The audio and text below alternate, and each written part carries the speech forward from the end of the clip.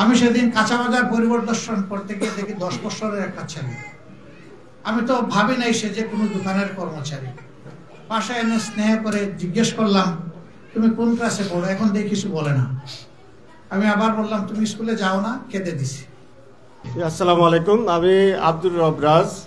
আমি বাংলাদেশ জামাত ইসলামের একজন ক্ষুদ্র কর্মী হিসাবে কাজীপাড়া উত্তর ওয়ার্ডে কাজ করতেছি। তো আমার প্রশ্নটা হচ্ছে, আমরা সবাই জানি নিশ্চয়ই আমাদের এই মুহূর্তে বাংলাদেশে তরুণ ভোটার সংখ্যা খুব সম্ভবত 3 কোটির বেশি তরুণ ভোটার আছে। 4 কোটি তরুণ ভোটার, 4 কোটির মতো, হ্যাঁ, প্রায় 4 কোটির মতো, যাদের বয়স 35 এর নিচে। জি 35 এর নিচে। তো সব দলের মতো আমরা জামাত ইসলামেও আমরা দেখতে পাচ্ছি যে আমরা এই তরুণ ভোটারদেরকে আকৃষ্ট করার চেষ্টা আছি ইনশাল্লাহ।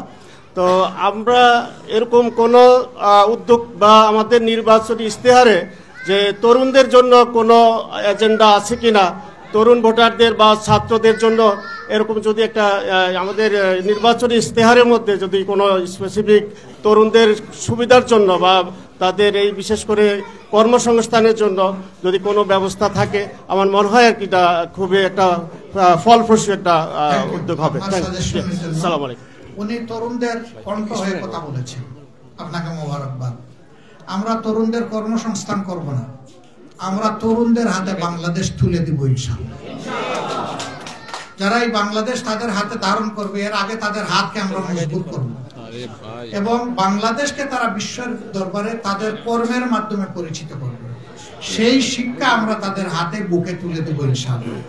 একটা সন্তানও আমাদের যাতে বেকার না থাকে, নিজের কাজ নিজে খুঁজে নিবে এবং কাজ তাকে খুঁজে বের করবে যে ওই মানুষটা আমার দরকার।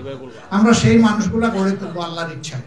এবং এটাও কথা দিচ্ছি যে সমাজে যারা বিত্তশালী আছেন তাদের সন্তানদের যেমন মেধা বিকাশ করবে, ঠিক তেমনি ভাবে বিত্তহীন যারা আছে, সন্তানকে স্কুলে পাঠাতেই পারে না, তাদের সন্তানদের দায়িত্ব আমরা নেব ইনশাআল্লাহ। আমি সেদিন কাঁচা বাজার পরিদর্শন করতে গিয়ে দেখি 10 বছরের একটা ছেলে। আমি তো ভাবি নাই সে যে কোনো দোকানের কর্মচারী। পাশে এনে স্নেহ করে জিজ্ঞেস করলাম, তুমি কোন ক্লাসে পড়ো? এখন দেখি কিছু বলে না। আমি আবার বললাম, তুমি স্কুলে যাও না? কেঁদে দিছি। কি হয়েছে বাবা? বলছে, আমি তো এতিম, আমার মা একটা ঘরে কাজ করে, আমরা ভাই বোন 4-5 জন আছি, আমি এখানে একটা দোকানের কর্মচারী। কতদিন ধরে? বলে যে 1.5 বছর হয়ে গেছে। এর আগে তুমি কি করতে? বলে যে আমি ক্লাস 2 পর্যন্ত পড়েছি, এরপরে আর আমার পড়ার সুযোগ নেই। এই বাচ্চাটিকে মানুষের সন্তান না? তার কি এই দেশের উপর কোনো অধিকার নেই? সরকারের কি কোনো দায়িত্ব নেই? সে তো ওই বাচ্চাদের প্রতীক, ওই বাচ্চাদের প্রতিনিধি যে বাচ্চাগুলো ড্রপ আউট হয়ে ঝরে পড়ে চলে গেছে। আমরা আল্লাহর কাছে কি জবাব দেব? আর এদের মধ্যে যে মণিমুক্তা নাই, এটা বললো কে? এই ড্রপ আউট চিলড্রেনের মধ্য থেকে আগামীর প্রধানমন্ত্রী বের হয়ে আসবে না, তার নিশ্চয়তা দিবে কে? আমরা ইনশাআল্লাহ চেষ্টা করব মিনিমাম শিক্ষা, যে শিক্ষায় জাতির পরিচয় হবে যে এটা একটা শিক্ষিত সভ্য জাতি, এই শিক্ষাটা সব শিশুকে আমরা যাতে দিতে পারি, আল্লাহ যেন সেই শক্তি আমাদেরকে দান করেন। বলবেন এত টাকা পাবেন কোথায়? টাকাই মাটি থেকে তৈরি হবে ইনশাআল্লাহ। আমাদের দল কোনো দেশের কোনো এজেন্সির টাকায় চলে না, আমাদের দল চলে আমাদের কর্মী শুভাকাঙ্ক্ষীদের পকেটের ব্যাংক দিয়ে। আমাদের দেশও চলবে আমাদের এই মাটি দিয়ে ইনশাআল্লাহ।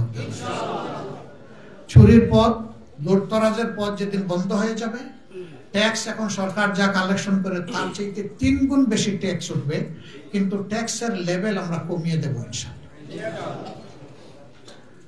আমরা প্রথমে 3 ভাগের 1 ভাগ কমায় দেব, দিয়ে আমরা দেখবো যে ওই বছর জনগণ কিভাবে সাড়া দেয়। চুরির হাত বন্ধ করে দিব। এখন ট্যাক্স পেয়াররা কি করে? তারা ট্যাক্স দেয় 10 টাকা সরকারকে, আর 30 টাকা দেয় অন্যের পকেটে। ওই রাস্তা যেদিন বন্ধ হয়ে যাবে তখন 10 টাকা চলে যাবে 30 টাকায়। আর এখানে যে কমায় দেওয়া হয়েছে এটা পূরণ হয়ে 250% ট্যাক্স কালেকশন হবে ইনশাআল্লাহ। ট্যাক্সের সাথে যোগ হবে যাকাত, অসর, যোগ হবে ওয়াকফ, হেবা, এই ধরনের অনেক কিছু যোগ হয়ে যাবে। এখন মানুষ এগুলা করে না কেন? কারে বিশ্বাস করবে যে আমি চোরের হাতে কি আমার আমানত দেব? এই জন্য কেউ দেয় না। তখন মানুষ যখন দেখবে চোরের জায়গাটা খালি হয়ে ভালো মানুষ এখানে এসেছে, ওই হাত 1 টাকা নিলে ওর কাছে আরো 10 টাকা বা 1 টাকা আরো যোগ করার চেষ্টা করে, এখান থেকে নিজে কিছু নেয় না, মানুষের আস্থা তখন বেড়ে যাবে। এই আস্থার ভিত্তি যখন তৈরি হবে, রাষ্ট্র তখন আল্লাহর মেহেরবানি করে তার জিডিপি, তার সকল উন্নয়ন প্যারামিটারে, ইন্ডেক্সে বিশ্বের সাথে কম্পিটিশন করা শুরু করবে ইনশাআল্লাহ। আমরা কোনো ফাঁপা বেলুন আমরা কাউকে দেখাতে চাই না। এই যে এক ভাই বলছে যে কেন ডাটাবেজ নাই, কেন আমাকে গিয়ে এখন আমার সন্তানের ভর্তির জন্য আবার সেই বার্থ সার্টিফিকেটের ক্লু আমাকে টানতে হবে? যদি থাকে তাইলে তো আমার ছেলে, আমার নাম, আমার ওয়াইফের নাম আসার সাথে সাথে তার সব কিছু বের হয়ে আসার কথা। আমাকে জিজ্ঞেস করে কেন? ওখান থেকেই তো সব পেয়ে যাওয়ার কথা।